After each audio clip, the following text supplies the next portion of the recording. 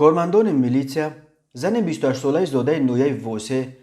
موقتا ساکن شهر دوشنبه را با گمان قصداً رسانیدن ضرر وزنی به سلامتی دستگیر کردند. وزارت کارهای داخلی گفت این زن نیمه دوم روز دوم ایون تخمینا ساعت 18:00 در خانه به اجاره گرفتهاش واقع در کوچه امکی پایتخت در جریان مناقشه با شوهر 21 سالش شیشه آینه خانه را شکسته 2 مرتبه به بدن شوهرش زده است. در نتیجه جبر دیده جراحت وزنی جسمانی برداشته در بیمارخانه بستری گشته است.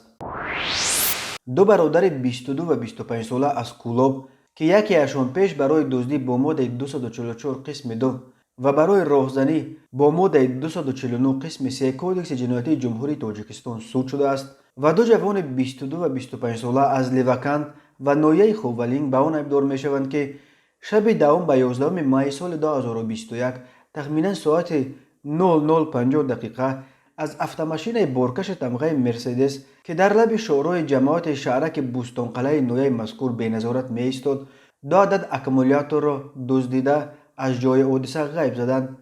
ضرری رسانیده شده به صاحب ماشین مرد 55 ساله ساکن شهر باختر 3400 سامانی را تشکیل می دهد.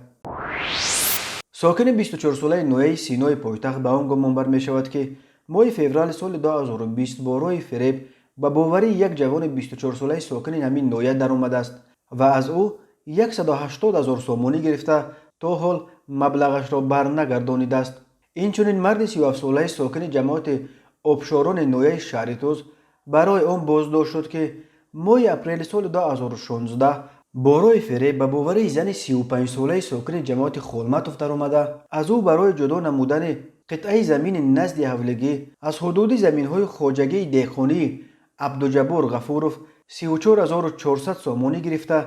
به منفعت شخصیش صرف نموده است. نسبت گمان بر شونده بر اساس ماده 247 قسم 3 بند ا کودکس جنایتی جمهوری تاجیکستان پرونده جنایتی گشودند. تفتیشات ادامه دارد.